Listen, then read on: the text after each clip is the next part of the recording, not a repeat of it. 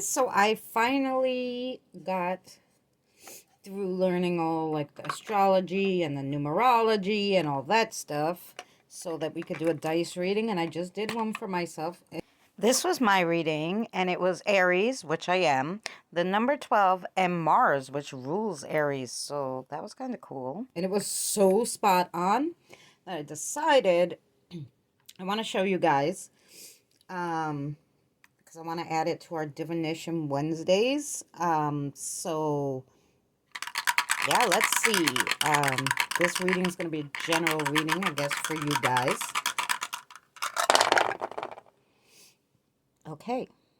Okay, so you got the 7 in numerology.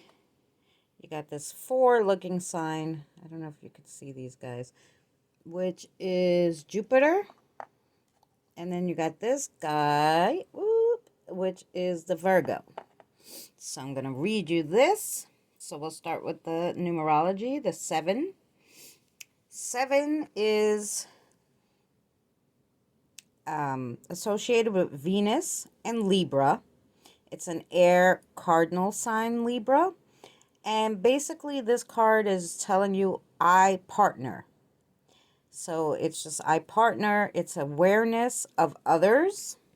7 is governed also by the moon and is home to the spiritual energies. 7 is a symbol of perfection and completeness. Associated with carefree living and an obstacle-free life. This house is suitable for spiritual people who seek solitude and life's meaning. This is a relaxing and serene place for those who want to break free from their lives. Ideal for all you free-spirited and ambitious people. So that was the 7 in numerology. Now the next one is Jupiter. And Jupiter is governs Sagittarius. It also is connected with the Wheel of Fortune in Tarot. It stands for bolts, lightning, oak, eagles, and bulls. Associated with the principles of growth, expansion, healing, prosperity, and good fortune, even miracles. It's the thinking person's planet. As the guardian of the abstract mind, this planet rules higher learning and broader purpose. It's all miracles and blessings. Natural ruler of Sagittarius, this planet takes 12 years to circle the zodiac. Each sign gets a full year of blessings. Well, that's a nice card for you guys. So that's Jupiter. And then we have Virgo. So Virgo is associated with the 9 card in Tarot, which is the Hermit. It's also, the Virgo is an earth sign and a mutable sign. And it's also stands for the King of Pentacles. So you can read the Hermit or the King of Pentacles, and Tarot would go with the Virgo.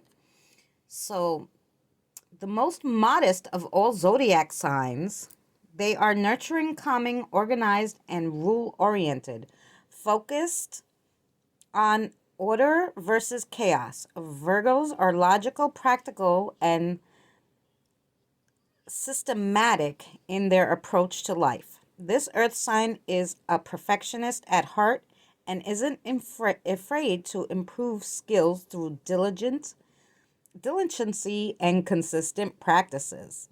They are hyper aware of every detail, good with computing and transformation. Even the most jumbled of information they can make sense of.